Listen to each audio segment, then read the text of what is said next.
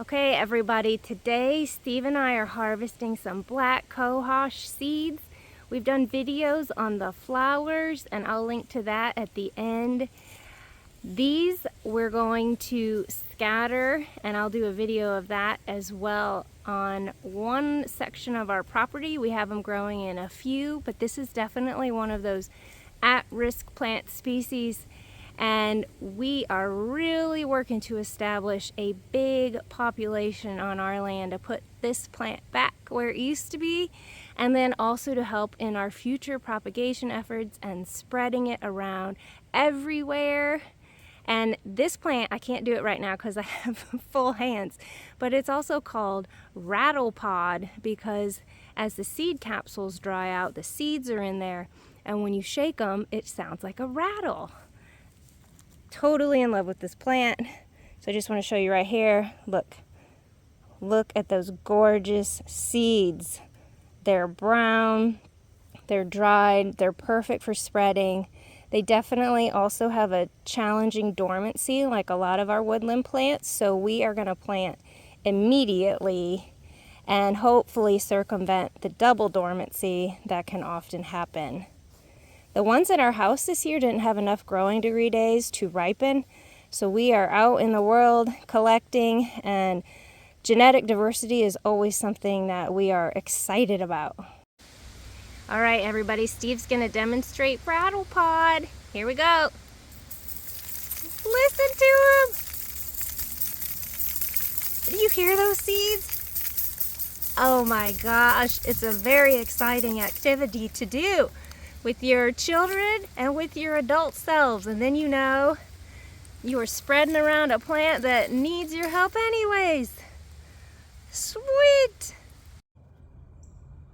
Here's a look at the ripe black cohosh seeds. You can see there's some pods in there too. And right now Steve is going to mix together some other seeds that we collected from the woodlands, and then we're going to broadcast all these together in some of our depauperate woodland areas. And then we're going to hope for some good germination success. So we're doing that here at the very end of October. And we're doing that because a lot of these things have challenging dormancies, which I've talked about many times over. But it's important because if you get the dormancy wrong, you won't get any germination, and it's so sad. I've done that a million times over, got it wrong, and spent all this time, and then no plants. That's not what we want. So he'll mix all this together so we kind of get some even distribution, and I'll show you what it's like when we broadcast it. Here we are, doing the very difficult work of sowing seeds, woodland herb seeds. See, what it entails is kicking back the leaves a little bit, exposing the soil, and putting the leaves back again. Maybe you tamp it in a little bit then with your foot, and that's it. This is our type of seed sowing, I tell ya. And this mix has black cohosh that we've been talking about. There's one in here already that's dying back for the year. This one is not flowered yet. And also some lop seed and jump seed and woodland asters and goldenrods and some snake root. And if you look around here, we're at the property edge. And so there's some light that comes in here. There's still some pretty heavy shade because there's sugar maples, but there's young enough that there's still some sun. And then we'll make sure that this always gets filtered light. One thing to keep in mind when you're planting these woodland plants is they often do a little bit better if they get a little bit of sun. Not a ton. It really depends on the species. Some people say that for some, like 70% shade, 30% sun. But we've noticed if things are in 100% shade, they are slow and they often don't flower, or they flower really inconsistently. So meeting that openness just a bit, because you don't want to fry them, so it can't be too much. I know black cohosh can tolerate more than others, but some of them can't at all.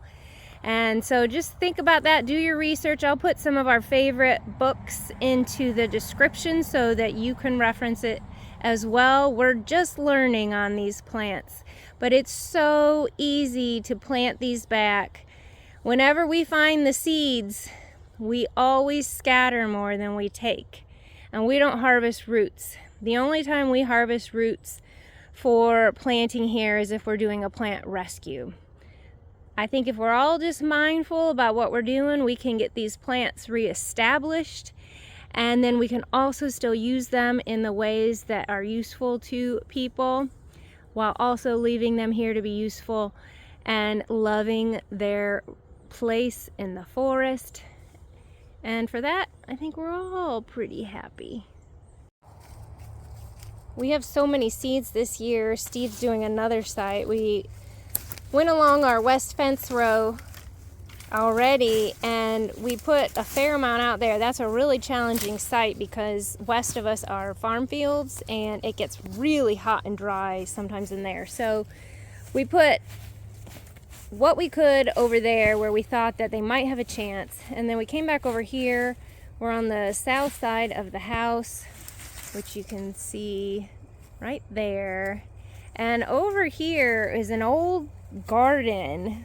When we moved in, we noted that in here there's all these raised beds. They're covered by leaves now, but we just left them, and we didn't garden over here because there's a lot of trees in here now, and the neighbor's property line is really close over there with some pretty large trees. So when we started our vegetable garden, we wanted more sunshine for that.